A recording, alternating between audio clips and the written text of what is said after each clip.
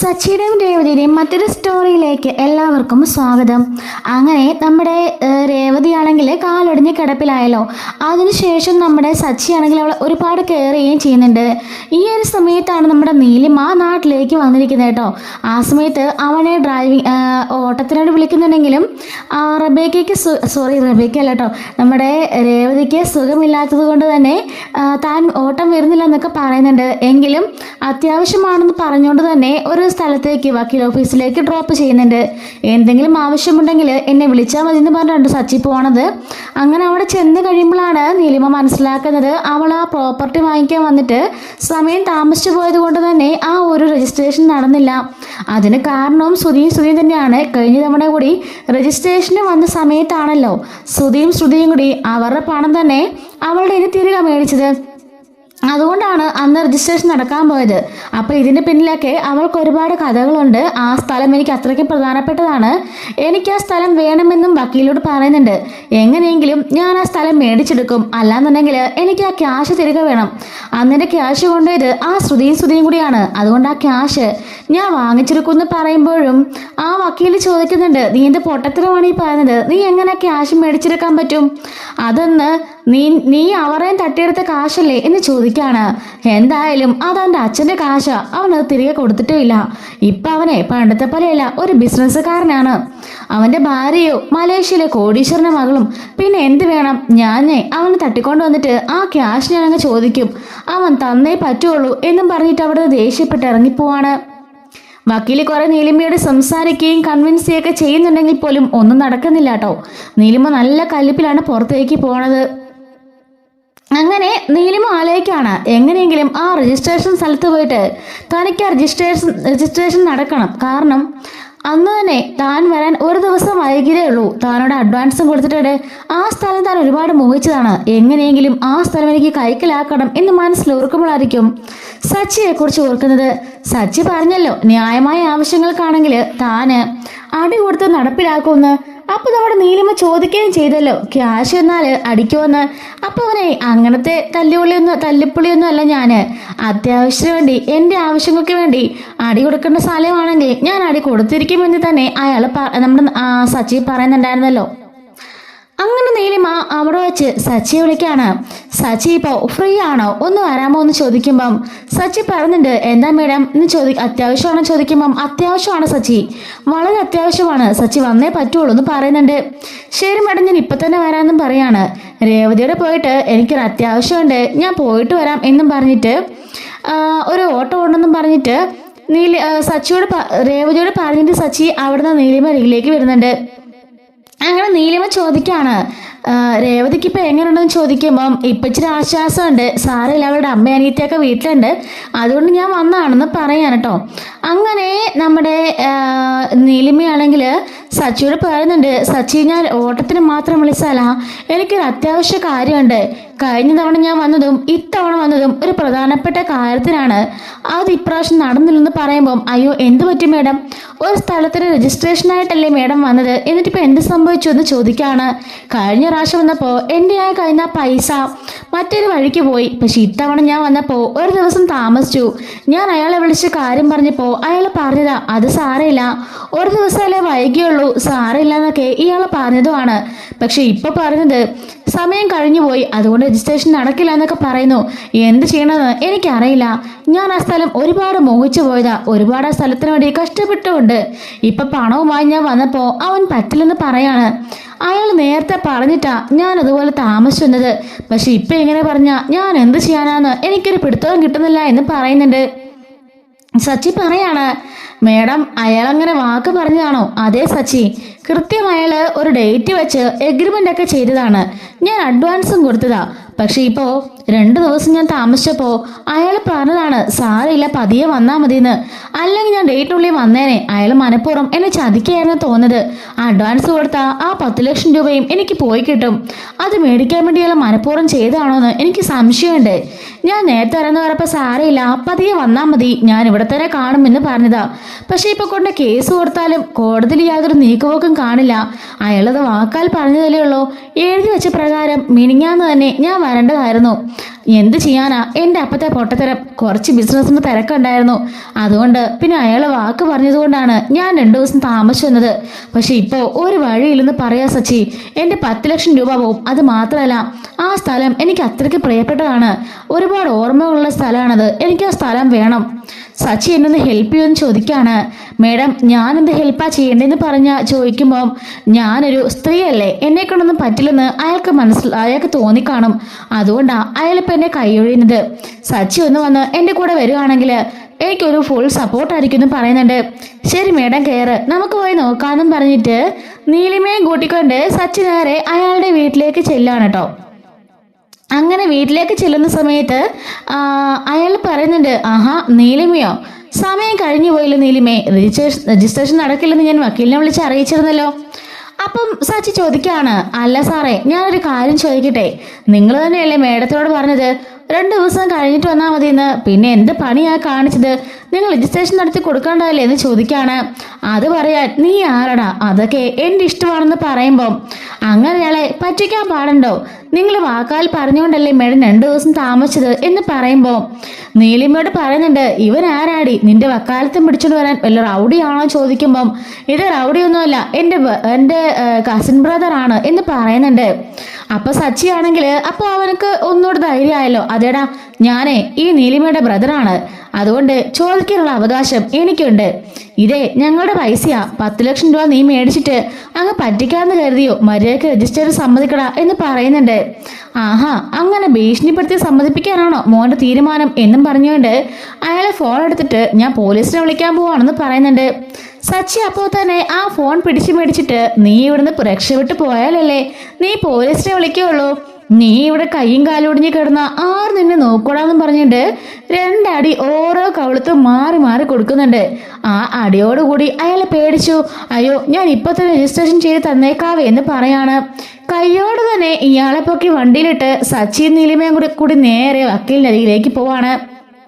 അങ്ങനെ ബാക്കിയുള്ള രേഖകളും രജിസ്ട്രാറേയും എല്ലാം ഒപ്പിച്ചുകൊണ്ട് അവർ എത്രയും പെട്ടെന്ന് രജിസ്ട്രേഷൻ നടത്തി ബാക്കി പൈസ കൂടി നീലിമ അയാൾക്ക് കൈമാറുന്നുണ്ട്. അങ്ങനെ നീലിമ ആഗ്രഹിച്ചതുപോലെ ആ സ്ഥലം നീലിമയുടെ സ്വന്തമാവുകയാണ് കേട്ടോ. നീലിമ ഒരുപാട് കാലം കൊണ്ട് ആ ഒരു സ്ഥലത്തിന് വേണ്ടി ഒരുപാട് കഷ്ടപ്പെട്ടുണ്ട് കേട്ടോ. അതുകൊണ്ട് തന്നെ ആ ഒരു സ്ഥലം അവളിലേക്ക് വന്നു ചേരുമ്പം നീലിമയ്ക്ക് വലിയ ഹാപ്പി ആവുന്നുണ്ട്. നീലിമ പറയാണ്, സച്ചി ഇതിന് കാരണക്കാരൻ നീയാ, ആ 10 ലക്ഷം രൂപ അഡ്വാൻസ് പോകുന്നതിലായിരുന്നില്ല, എൻ്റെ ഏറ്റവും വലിയ സങ്കടം ആ സ്ഥലം പോകുന്നതിലായിരുന്നു. ഒരുപാട് മോഹിച്ച, ഒരുപാട് ഓർമ്മകളുള്ള, ഒത്തിരി വാശിയുള്ളൊരു സ്ഥലം അതെനിക്ക് മടക്കി തന്നല്ലോ, ഒരുപാട് നന്ദിയുണ്ട് എന്ന് പറയുന്നുണ്ട്.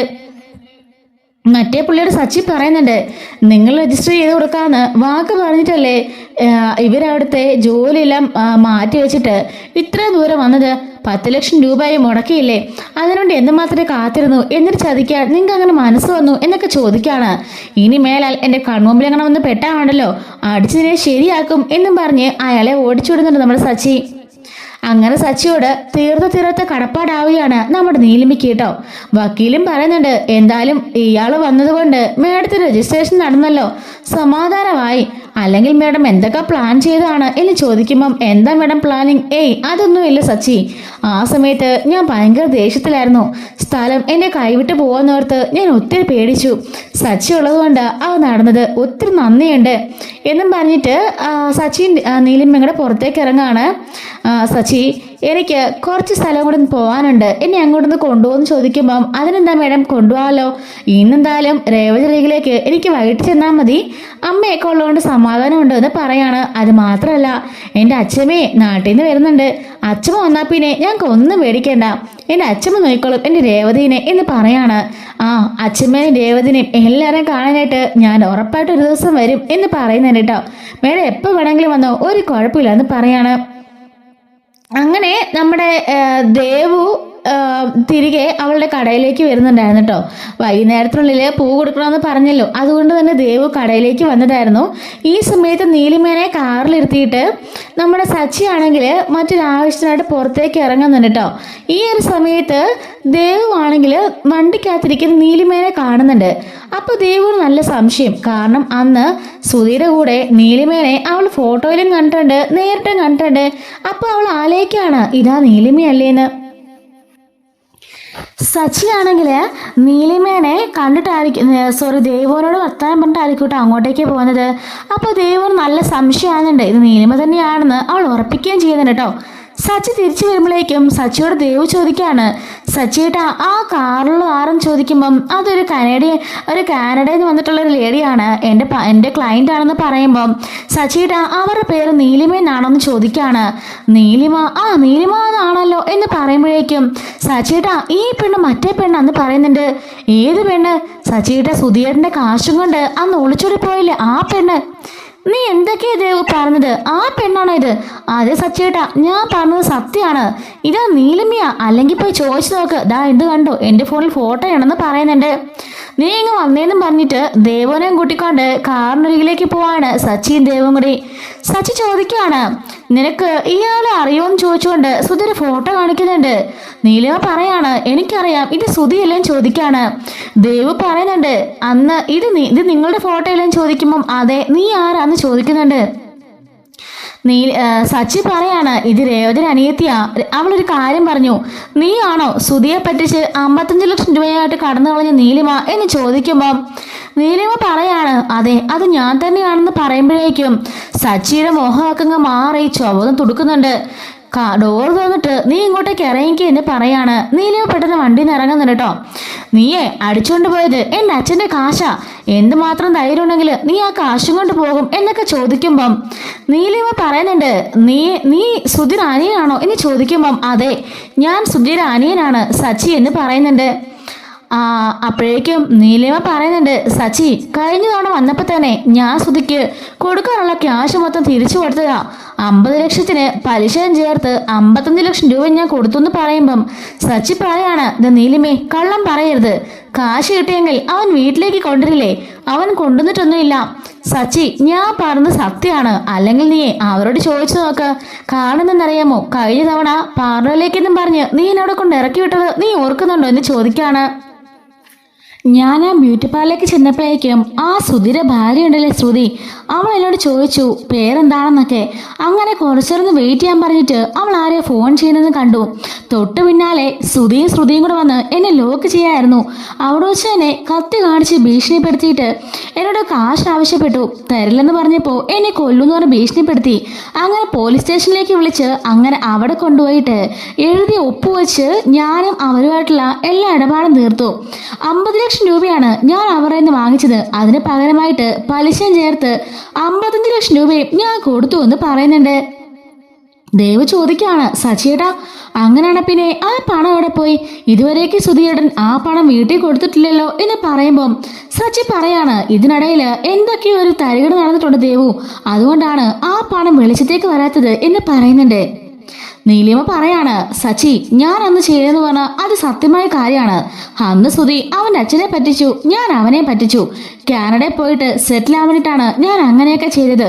എന്തായാലും ആ പ്രോപ്പർട്ടിക്ക് വേണ്ടി കഴിഞ്ഞ തവണ ഞാൻ കൊണ്ടുവന്ന പണമായിരുന്നു അത്. അപ്പോൾ തന്നെ ശ്രുതിയും കൂടെ കൂടിയിട്ട് ആ പണം എൻ്റെ കയ്യിൽ നിന്ന് കൈക്കലാക്കി പലിശയും ചേർത്ത് ഞാൻ ആ പൈസ കൊടുക്കുകയും ചെയ്തതാ. അങ്ങനെ ആ ബാധ്യത ഞാൻ തീർത്തതുമാണ്. ഇനി എൻ്റെ പേരിൽ ആരും കുറ്റം പറയണ്ട എന്ന് നീലിമ പറയുന്നുണ്ട്. സച്ചി പറയാണ്, ഇപ്പോഴാ നീലിമ എനിക്കൊരു കാര്യം മനസ്സിലായത്. ശ്രുതിയും കൂടി ഞങ്ങളെല്ലാം ചതിക്കായിരുന്നു. ആ പണം കിട്ടിയെന്നുള്ള കാര്യം പോലും അവർ വീട്ടിൽ പറഞ്ഞിട്ടില്ല. ആ പണം ഇപ്പോഴും നീലിമ കൊണ്ടുപോയിരിക്കുകയാണെന്നാണ് അവർ വീട്ടിലൊക്കെ പറഞ്ഞിരിക്കുന്നത്. ഞങ്ങളും അങ്ങനെ തന്നെയാണ് വിശ്വസിച്ചിരിക്കുന്നത് എന്ന് സച്ചി പറയുന്നുണ്ട്. സച്ചി പറയാണ്, അച്ഛൻ്റെ കയ്യിൽ നിന്ന് ആ കാശ് നഷ്ടപ്പെട്ടെന്ന് പറഞ്ഞ് ആ പാവം വല്ലാതെ മാനസികമായിട്ട് ഒരുപാട് ബുദ്ധിമുട്ടുന്നുണ്ട്. അതുപോലും ഇവളൊന്നും ഓർത്തില്ലല്ലോ എന്നൊക്കെ പറയുമ്പോൾ നീലിമ പറയുന്നുണ്ട്, അങ്ങനാണെങ്കിൽ ഞാനൊരു കാര്യം പറയട്ടെ, ഞാൻ എല്ലാവരോടും ഈ കാര്യം പറയട്ടെ എന്ന് ചോദിക്കുമ്പം സച്ചി പറയാണ്, അങ്ങനെ ചെയ്താൽ ഒരുപാട് നന്നായിരിക്കും. ഒന്ന് എൻ്റെ കൂടെ വീട്ടിലേക്ക് വരുമോ? വീട്ടിലേക്ക് വന്നിട്ട് ഈ കാര്യങ്ങളെല്ലാം എല്ലാവരോടും പറയുമോ എന്ന് ചോദിക്കാണ്. നീലിമ പറയുന്നുണ്ട്, ഞാനിപ്പോൾ കുറച്ച് തിരക്കിലാണ് എന്ന് പറയുമ്പം സച്ചി പറയുന്നുണ്ട്, അല്ല ഈ കാര്യം ഒന്ന് വന്ന് പറഞ്ഞിട്ട് ഒന്ന് പോവോ എന്ന് ചോദിക്കുകയാണ്. അങ്ങനെ നമ്മുടെ ചന്ദ്രയും തിരികെ വന്നതിന് ശേഷമുള്ള തിരികെ വന്നിട്ടാണ് കേട്ടോ ഇത്. ചന്ദ്ര അങ്ങനെ തിരികെ വരുന്നുണ്ട്. ചന്ദ്രയും ശ്രുതിയും എല്ലാവരും വീട്ടിൽ കാണും കേട്ടോ. അങ്ങനെ നീലിമയും കൊണ്ട് നമ്മുടെ സച്ചിയാണെങ്കിൽ വീട്ടിലേക്ക് കയറി വരുന്നുണ്ട്. നീലിമനെ പുറത്ത് നിർത്തിയിരിക്കുകയാണ് കേട്ടോ. നീലിമയും അവൻ്റെ കൂടെ വരാമെന്ന് സമ്മതിച്ചാണ് അവൻ്റെ കൂടെ ചെല്ലുന്നത്. അങ്ങനെ ചന്ദ്രയും വീട്ടിൽ വന്നിട്ടുണ്ട് കേട്ടോ. എല്ലാവരും വീട്ടിലുണ്ട്.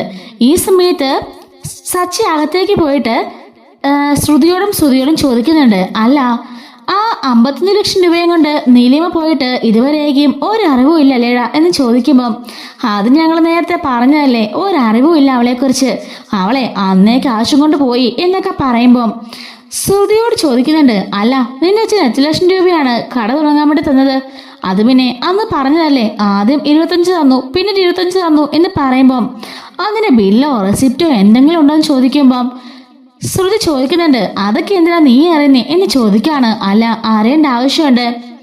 എന്നിട്ട് അച്ഛനോടും ചന്ദ്രനോടും കൂടി സച്ചി പറയുന്നുണ്ട്, നിങ്ങൾ രണ്ടുപേരും ഒരു കാര്യം മനസ്സിലാക്കിയോ, ദാ ഇവനുണ്ടല്ലോ ഇവൻ നമ്മളെല്ലാരും പറ്റിക്കാ. എന്താ സച്ചി നീ എന്തൊക്കെയാ പറയുന്നേ?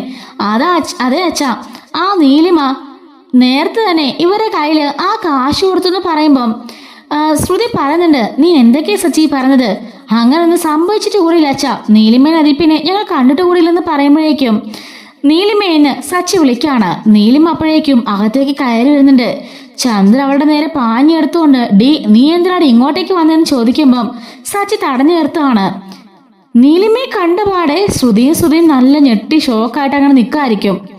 അപ്പോഴേക്കും സച്ചി പറയുന്നുണ്ട്, കണ്ടോ അച്ഛാ രണ്ടിന്റെ നിപ്പ്, പേടിച്ച് കറച്ച് നിൽക്കുന്നത് കണ്ടില്ലേ? ഇനി പറ, നിങ്ങൾ പറഞ്ഞല്ലോ നീലിമ കാശ് തന്നിട്ടില്ലെന്ന്, അതിനെ ഒന്നുകൂടി നിങ്ങൾ പറ എന്ന് പറയുമ്പോഴേക്കും രണ്ടുപേരും ഒന്നും മിണ്ടാ നിൽക്കാണ്. നീലിമ പറയുന്നുണ്ട്, ആന്റി നിങ്ങൾ എന്നെ തല്ലാൻ വന്നതിനൊക്കെ കാരണം എനിക്കറിയാം. കല്യാണത്തിന്റെ ഇവനാണെങ്കിൽ ഈ നിൽക്കുന്ന രേവതിനെയും അതുപോലെ തന്നെ ഈ അച്ഛനെയും പറ്റിച്ച് 50 ലക്ഷം രൂപയും കൊണ്ട് എന്റെ കൂടെ ഒളിച്ചോടാനായിരുന്നു പ്ലാന്.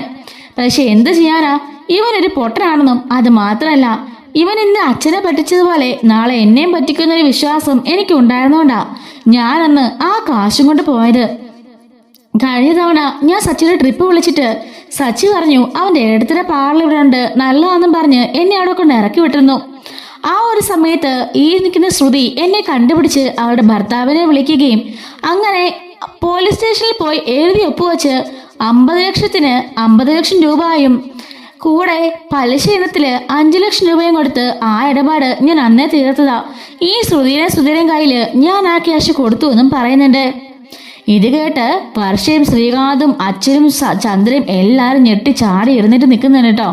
നീലിമ പറയുന്നുണ്ട്, നിങ്ങക്ക് സംശയം ഉണ്ടെങ്കിൽ ഇതാ നോക്ക്, ഇതെന്താ പോലീസ് സ്റ്റേഷനിൽ വെച്ച് ഇവരെന്റെ കയ്യിൽ നിന്ന് പൈസ വാങ്ങിച്ചതിനുള്ള തെളിവാണ്, സ്റ്റേഷനിൽ വെച്ച് ഒപ്പിട്ടതാണ് എന്ന് പറയുന്നുണ്ട്. സുധിയുടെ കയ്യിലേക്ക് ഞാൻ പണവും കൊടുത്താണ് എന്നും നീലിമ പറയാണ്. നീലിമ പറയുന്നുണ്ട്, എല്ലാവർക്കും എന്നോട് ദേഷ്യം കാണും, പക്ഷെ എൻ്റെ ആഗ്രഹം കൊണ്ട് എൻ്റെ ഒരു സ്ഥലം വാങ്ങിക്കാനായിട്ടാണ് ഞാൻ ആ പണം കുറെ നാൾ കൊണ്ട് ഞാൻ കഷ്ടപ്പെട്ടത്. അങ്ങനെ കഴിഞ്ഞ തവണ ഞാൻ കൊണ്ടുവന്ന പണം കൊണ്ടാ ഇവർക്ക് ഞാൻ തിരിച്ചു കൊടുത്തിട്ട് പോയത്. ശ്രുതിയും എന്തുകൊണ്ടത് പറയുന്നതെന്നും എനിക്കറിയില്ല. എൻ്റെ ബാധ്യത നേരത്തെ ഞാൻ വീട്ടിയതാ. പിന്നെ സച്ചിയോട് എനിക്കൊരു കടപ്പാടുണ്ട്. സച്ചി അതുകൊണ്ട് പറഞ്ഞതുകൊണ്ടാ ഞാൻ ഇവിടം വരെ വന്നത്, ഈ കാര്യങ്ങളെല്ലാം പറഞ്ഞതും. രേവതിനെയും അച്ഛമ്മേനെയൊക്കെ കാണണമെന്ന് ഞാൻ ഒരുപാട് നാളോട് സച്ചിയോട് പറയായിരുന്നു. എന്തായാലും ഈ അവസരത്തിൽ അതെല്ലാം എനിക്ക് സാധിച്ചു.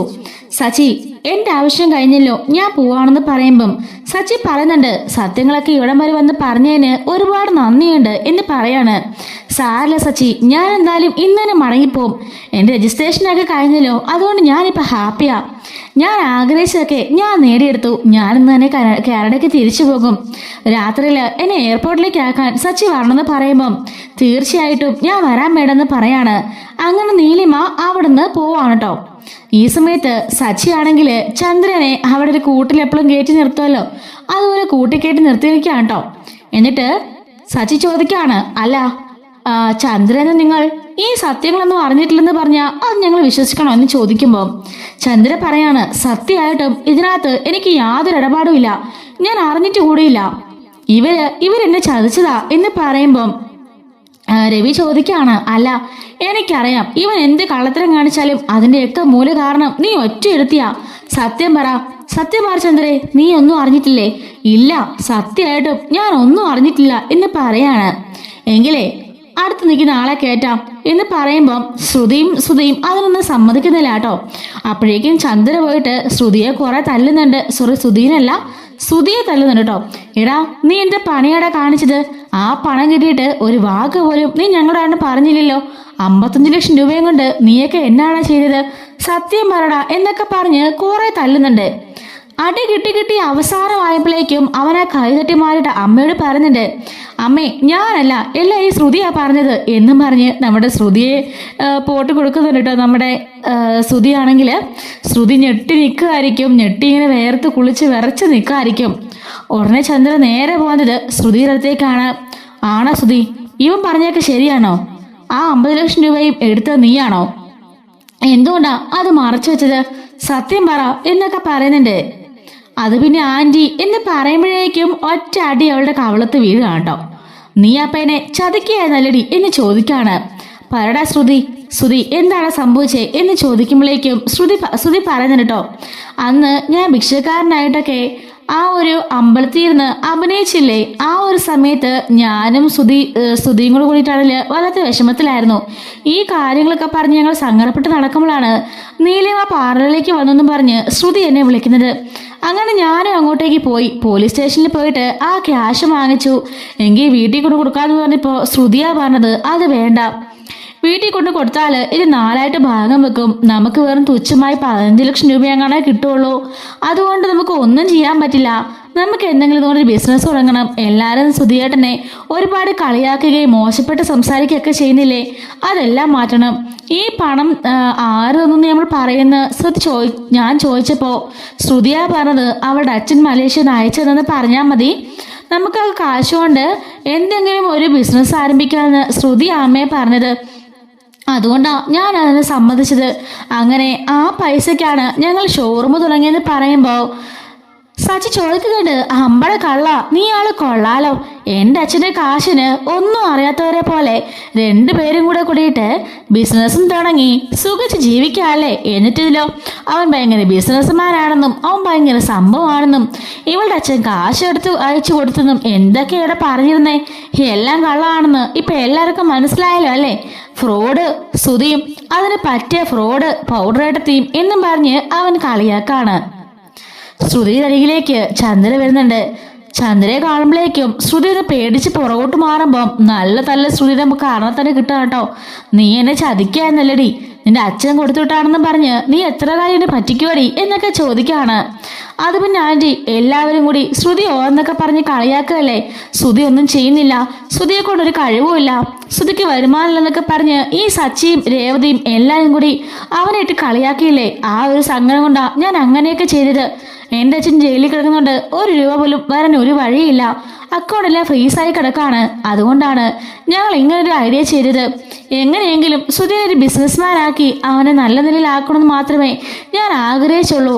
ആരും സുധിയേട്ടനെ ഒരു തെറ്റും പറയരുത്, ഒരു കുറ്റവും പറയരുത്, അവൻ എപ്പോഴും മികച്ചു നിൽക്കണമെന്ന് മാത്രമേ ഞാൻ ആഗ്രഹിച്ചുള്ളൂ എന്നൊക്കെ പറഞ്ഞിട്ട് ചന്ദ്രയുടെ വീക്ക് പോയിന്റ് തന്നെ അവൾ പിടിക്കുന്നുണ്ട് കേട്ടോ. സച്ചി പറയുന്നുണ്ട്, പൗഡർ എടുത്തി കൊള്ളാൻ വേണ്ടത്തൊരു അഭിനയൊക്കെ ഇത്രയൊക്കെ ചെയ്തു വെച്ചിട്ട് എന്തെങ്കിലും കുലുക്കൊണ്ടെന്നൊക്കെ 2 പേർക്കും. എൻ്റെ അച്ഛൻ കഷ്ടപ്പെട്ടുണ്ടാക്കിയ 55 ലക്ഷം രൂപയാണ് നിങ്ങളെ കൊണ്ടുപോയത്. അതുകൊണ്ട് എന്തായാലും ഇനി ആ ഷോപ്പിൻ്റെ ഉടമ ശ്രുതി ആയിരിക്കില്ലെന്ന് പറയുമ്പം ശ്രുതി ചോദിക്കുകയാണ്, പിന്നെ ആരാണെന്ന് ചോദിക്കുമ്പോഴേക്കും സച്ചി പറയുന്നുണ്ട്, അതിൻ്റെ അവകാശി എൻ്റെ അച്ഛനാ, എൻ്റെ അച്ഛൻ്റെ കാശും കൊണ്ടല്ലേ നീ ആ സ്ഥാപനം തുടങ്ങിയത്, അതുകൊണ്ട് അതിൻ്റെ അവകാശി എൻ്റെ അച്ഛൻ തന്നെ ആയിരിക്കുമെന്നും പറയാണ്. ഇത് കേട്ട് ശ്രുതിയും ഞെട്ടി നിൽക്കുകയാണ് കേട്ടോ. അപ്പോഴേക്കും വർഷയും ശ്രീകാന്തും പറയാണ്, അതെ സച്ചിയുടെ പറഞ്ഞു തന്നെയാ ശരി, അച്ഛൻ്റെ കാശുകൊണ്ടല്ലേ ആ സ്ഥാപനം ആരംഭിച്ചത്, അതുകൊണ്ട് അതിൻ്റെ അവകാശി അച്ഛൻ തന്നെയാ, അത് മറ്റവർക്ക് അവകാശപ്പെട്ടതല്ല. അത് മാത്രമല്ല ആ പണത്തിൻ്റെ അവകാശി ഞാനും വർഷയും ശ്രീകാന്തും അതുപോലെ സച്ചിയുടെ രേവതിച്ചയും അച്ഛനും അമ്മയ്ക്കും എല്ലാവർക്കും ഉള്ളതാ. അതങ്ങനെ ഒറ്റയ്ക്ക് നിങ്ങൾ കൊണ്ടുപോയിട്ട് ബിസിനസ് നടത്തി ലാഭം ഉണ്ടാക്കാൻ ശ്രമിക്കണ്ട എന്നൊക്കെ പറയുന്നുണ്ട് കേട്ടോ. അങ്ങനെ രവി ആണെങ്കിലും പറയുന്നുണ്ട്, എന്തായാലും ഇത്രയൊക്കെ നിങ്ങൾ ചെയ്യുന്നു ഞാൻ കരുതിയില്ല മക്കളെ, നിങ്ങളൊക്കെ ഇങ്ങനെയൊക്കെ ചിന്തിക്കുമെന്ന് ഞങ്ങൾ ഒരിക്കലും കരുതിയില്ല, ഇങ്ങനെ ആളുകളെ പറ്റിച്ച് എങ്ങനെ ജീവിക്കാൻ സാധിക്കുന്നു എന്നൊക്കെ ചോദിക്കാണ്. ശ്രുതി നാണം കേട്ട് തല കുടിച്ച് അങ്ങനെ നിൽക്കുമായിരിക്കും കേട്ടോ.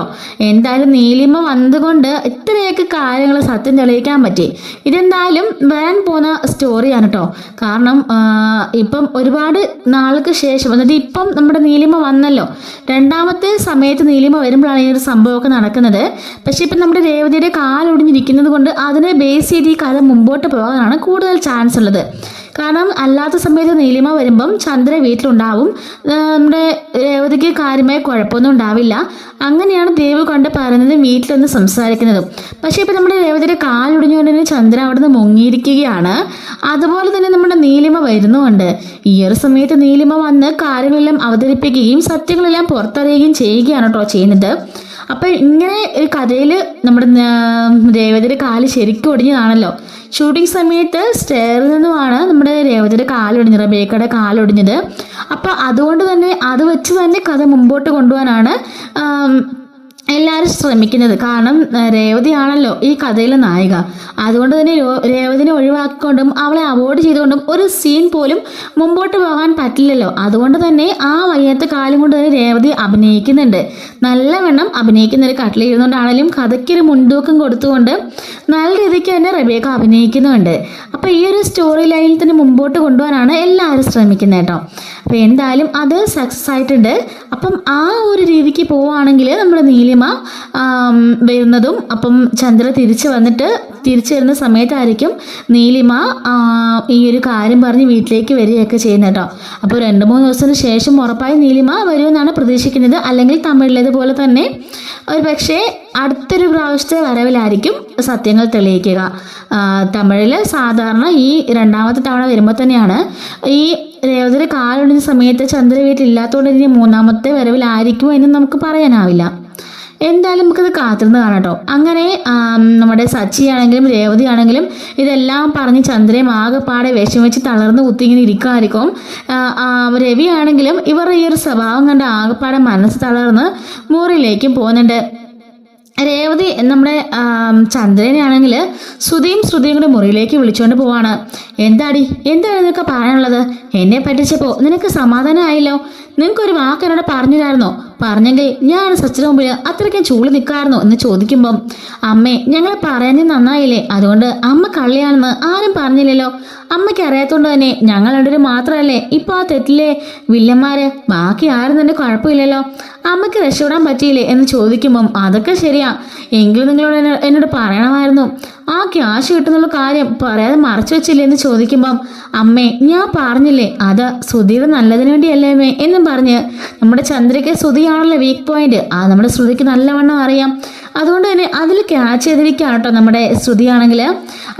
അമ്മ എന്ന് ഓർക്കുന്നുണ്ടോ അന്ന് ഭിക്ഷക്കാരനായിട്ട് ആ അമ്പലത്തിൽ പോയിരുന്നതും അതിൻ്റെ പേരിൽ സച്ചി ഒന്ന് കളിയാക്കിയതും പാർക്കിൽ കിടന്ന് ഉറങ്ങിയ വീഡിയോ കാണിച്ച് സച്ചിൻ രേവതിയും എന്തുമാത്രം ശ്രുതിയെ കുറ്റപ്പെടുത്തി. സത്യം പറഞ്ഞാൽ ശ്രുതി ആത്മഹത്യ ചെയ്യാൻ വരെ പോയമ്മേ എന്ന് പറയുമ്പോൾ, ഉയ്യോ എൻ്റെ മോനെ എന്ന് പറഞ്ഞ് ശ്രുതിയെ നോക്കുകയാണ്. ശ്രുതി ഇത് കേട്ട് ഞെട്ടി നിൽക്കാതിരിക്കും, കാരണം അങ്ങനെ സംഭവം ഇല്ലല്ലോ. പക്ഷെ ചന്ദ്രനെ വരത്തിലാക്കാൻ വേണ്ടി അവൾ കള്ളം പറയാൻ കേട്ടോ. നമ്മുടെ ശ്രുതി പറയുന്നുണ്ട്, സത്യാമ്മേ ഞാൻ പറഞ്ഞത്, അന്ന് ശ്രുതി അങ്ങനൊരു കടുങ്കൈ ചെയ്യാൻ പോയി. ഈ സമയത്താണ് നീലിമേനെ കണ്ടുമുട്ടുന്നതും ഇങ്ങനെ പൈസ കിട്ടുന്നതും. അതുകൊണ്ടാമ്മേ മറ്റാർക്കും കൊടുക്കാതെ ഞങ്ങൾ ആ പണം കൊണ്ട് ഒരു ബിസിനസ് ആരംഭിച്ചത്. അതുകൊണ്ടിപ്പോൾ ശ്രുതി നല്ല നിലയിലായില്ലേ, അവനിപ്പോൾ കാശുണ്ടാക്കുന്നില്ലേ, അവനെ നശിപ്പിക്കുകയൊന്നും ചെയ്തില്ലല്ലോ എന്നൊക്കെ ചോദിക്കുമ്പം ചന്ദ്ര ദേഷ്യപ്പെട്ട് അവൻ്റെ മുഖത്തേക്ക് നോക്കാണ്. കഴിഞ്ഞ മുമ്പത്തെ ആഴ്ചയാണല്ലോ അവൻ കൊണ്ട് 4 ലക്ഷം തൊലച്ചിട്ട് വന്നത്. അതും പറഞ്ഞ് അവൻ്റെ മുഖത്തേക്ക് ദേഷ്യപ്പെട്ട് നോക്കുമ്പം ശ്രുതി ഒന്നും മിണ്ടാ തല ഒളിച്ച് നിൽക്കായിരിക്കും. എന്നിട്ട് ശ്രുതി പറയാണ്, അങ്ങനെ ഞങ്ങൾ ക്യാഷ് എടുത്തെങ്കിലും ഐഡിയയും കഷ്ടപ്പാടും എല്ലാം ഞങ്ങളുടെയല്ലേ അമ്മേ. ഇത്രയും മാസം കൊണ്ട് ഞങ്ങൾ ഹാർഡ് വർക്ക് ചെയ്തുകൊണ്ടിരിക്കുക. ആ സമയത്ത് ഇതിപ്പോൾ അച്ഛൻ കൊടുക്കണമെന്നൊക്കെ പറഞ്ഞാൽ അതെവിടെ ശരിയാവാനമ്മേ, അത് ഞങ്ങളുടെ സ്ഥാപനമല്ലേ. അച്ഛൻ ജയിലിൽ നിന്ന് ഇറങ്ങുമ്പം ആ ക്യാഷ് ഞങ്ങൾ തിരിച്ചു തന്നേക്കാം എന്ന് പറയുന്നുണ്ട്. ചന്ദ്ര പറയുന്നുണ്ട്, ആഹാ ഇതിപ്പോൾ അങ്ങോട്ടേ പറഞ്ഞാൽ മതി, നല്ലത് കേൾക്കാം രണ്ടിനും. ഞാനൊന്നും പറയാൻ പോകുന്നില്ല, എനിക്ക് വയ്യ അവരുടെ വായനൊക്കെ കേൾക്കാൻ. അപ്പോൾ ശ്രുതി പറയുന്നുണ്ട്, അല്ലമ്മേ അമ്മ എന്ന് സംസാരിച്ച് നോക്കിയാ? ഇല്ലില്ല, ഞാൻ എന്ത് സംസാരിച്ചാലും നടക്കാൻ പോകുന്നില്ല.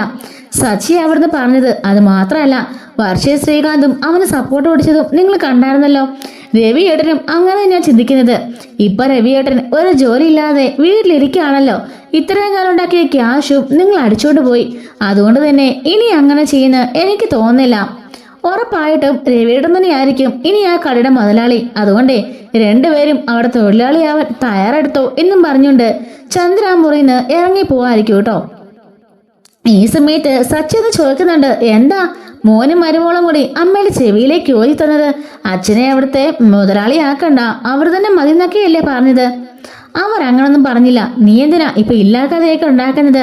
ഓ, അമ്മയുടെ ഏറ്റവും പ്രിയപ്പെട്ട പുത്രനും മരുമകളും അല്ലേ? എന്നിട്ടിപ്പൊ കാണിച്ച കോപ്രായങ്ങളൊക്കെ അമ്മ കണ്ടല്ലോ അല്ലേ? കാണാതൊന്നും ഇരുന്നില്ലല്ലോ എന്ന് പറയുമ്പം ഇവളൊന്നും മിണ്ടാതെ നിൽക്കാണ് കേട്ടോ.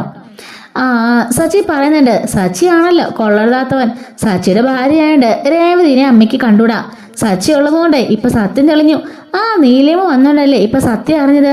അല്ലെങ്കിൽ ഒന്ന് ആലോചിച്ച് നോക്കിക്കേ, ജീവിതകാലം മുഴുവനും നീലിമ കാശും കൊണ്ടുപോയെന്ന് പറഞ്ഞ് പറ്റിച്ചേ പൗഡർ അടുത്തിയും അവളുടെ ഭർത്താവും കൂടി ഇതിലെ ഞെളിഞ്ഞു നടന്നേനെ. അച്ഛന്റെ കാശിന് രണ്ടും കൂടി ബിസിനസ്സും തുടങ്ങി അതിന്റെ വരുമാനം കിട്ടി സന്തോഷം. എന്തൊരു സന്തോഷമായിരുന്നു രണ്ടിനും. പഠിച്ച് കള്ളിയാരണ്ടും എന്നൊക്കെ പറഞ്ഞ് സച്ചി പറഞ്ഞുകൊണ്ടിരിക്കുക കേട്ടോ. ഇത് കേട്ട് ചന്ദ്രയ്ക്ക് ഒട്ടും സഹിക്കുന്നില്ല. ചന്ദ്രന്റെ മോനെയും മരുമോളെയും പറയാണല്ലോ, സഹിക്കാതെ ഇങ്ങനെ പല്ലുറുമ്മിക്കൊണ്ട് നിൽക്കായിരിക്കും കേട്ടോ. അങ്ങനെ സച്ചിയകത്തേക്ക് പോകുമ്പോൾ ചന്ദ്രയാണെങ്കിലോ എന്തെങ്കിലും കാരണം കിട്ടാൻ അവൻ നോക്കിയിരിക്കുക. എന്തെങ്കിലും കിട്ടിയാൽ പിന്നെ അവൻ വിടത്തുമില്ല എന്നും പറഞ്ഞുകൊണ്ട് അകത്തേക്ക് ദേഷ്യപ്പെട്ട് കയറി പോകുന്നുണ്ട്. രവി ചോദിക്കുന്നുണ്ട്, അല്ല ചന്ദ്രേ, നിനക്കെന്താ ഞാൻ ആ കടയിലേക്ക് പോകുന്നതിനോട് താല്പര്യമില്ലേ? 10-35 വർഷം ഞാൻ വളയം പിടിച്ചതിന്റെ പ്രതിഫലമാണ് ആ കിട്ടിയ പൈസ. അത് മേടിച്ചെടുക്കാൻ ഞാൻ എന്തുമാത്രം കഷ്ടപ്പെട്ടോന്ന് നിനക്കറിയാലോ. എല്ലാം കഴിഞ്ഞ് അതും കൊണ്ട് നിന്റെ മോൻ ഒളിച്ചോടി പോയപ്പോ അതും നീയൊന്നും പറഞ്ഞില്ല. ശേഷം ഉണ്ടായിപ്പോ തിരിച്ചു കിട്ടിയപ്പോ പോലും അവൻ അതെടുത്ത് സ്വന്തം കാര്യം നടത്തി. എന്നിട്ടും നീ ഇപ്പൊ അവനെ സപ്പോർട്ട് ചെയ്തിരിക്കല്ലേ?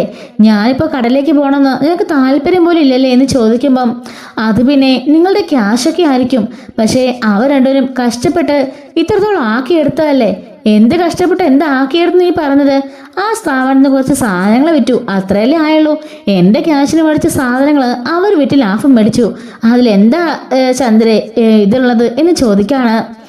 അല്ല, ഞാനേ എന്തായാലും അടുത്ത ആഴ്ച മുതൽ സച്ചി പറഞ്ഞ പോലെ തന്നെ കടയിലേക്ക് പോവാം. ഇനി ആര് തടസ്സം നിന്നാലും ഞാൻ പോവാം. കാരണം എൻ്റെ പണത്തിന് എനിക്കിങ്ങനെ ഒരിക്കലും ഐഡിയ തോന്നില്ലായിരുന്നു. ഞാനാണെങ്കിൽ 3 മക്കൾക്ക് മേടിച്ചു കൊടുക്കത്തേ ഉള്ളായിരുന്നു. ഇതെന്തായാലും നല്ല കാര്യമായി. വയസ്സനാങ്കാലത്തെ ഒരു വരുമാനം ഇല്ലാതെ ഞാൻ ഈ വീട്ടിൽ നിൽക്കാമല്ലേ? എനിക്ക് ഒരു വരുമാനം ആവട്ടെ.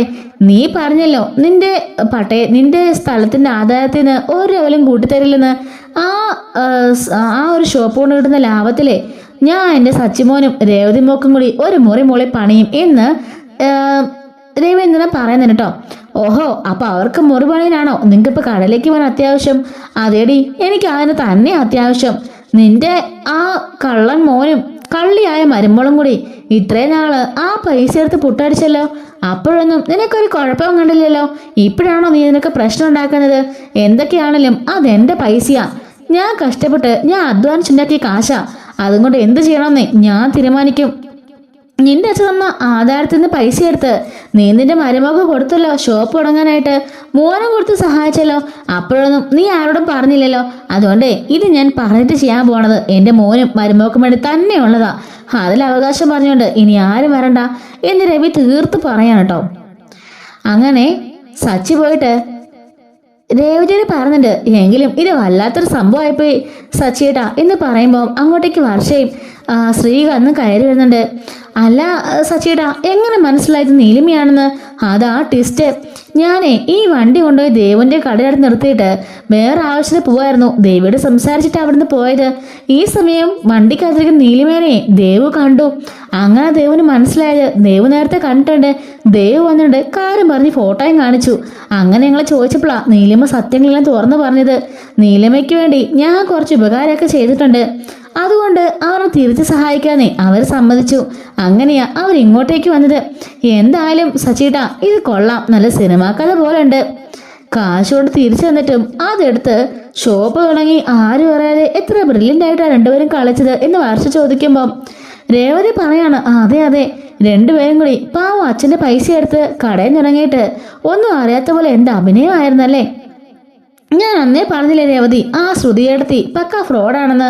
ഇപ്പൊ എങ്ങനെയുണ്ട് കണ്ടോ, അച്ഛൻ തന്ന കാശാണെന്നും പറഞ്ഞ് എന്തൊക്കെ ഷോ ആയിരുന്നു ഇവിടെ. അന്ന് തന്നെ ഞാൻ പറഞ്ഞു എന്നോട് എന്തോ കളത്തിലുണ്ട്. ആ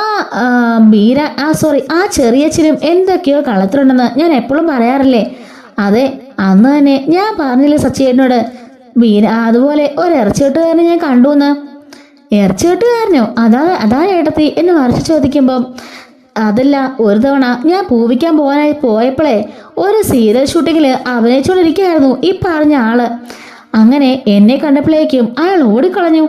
ആര്? ശ്രുതി ചേച്ചിയുടെ ചെറിയച്ചനോ? കാണാൻ ഏകദേശം ആളപ്പിലൊക്കെ തന്നെ ഇരിക്കും. അയാളാണെന്നാണ് എൻ്റെ മനസ്സിലെ വിശ്വാസം.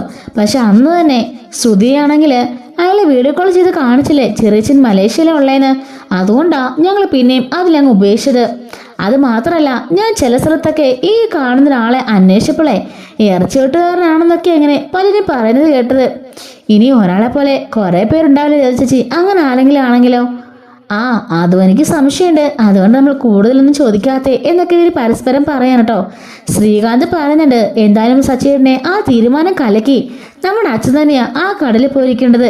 പാവം അച്ഛൻ ഇപ്പൊ ജോലിയൊന്നും ഇല്ലാത്തതുകൊണ്ട് ആകെപ്പാടെ മൂഡോഫായിട്ടാണ് വീട്ടിൽ ഇരിക്കുന്നേ. വീട്ടിൽ ഇരുന്നാലും അമ്മയുമായിട്ടുള്ള അച്ഛനുണ്ടാക്കണമെങ്കിൽ അച്ഛന് സമയമുള്ളൂ.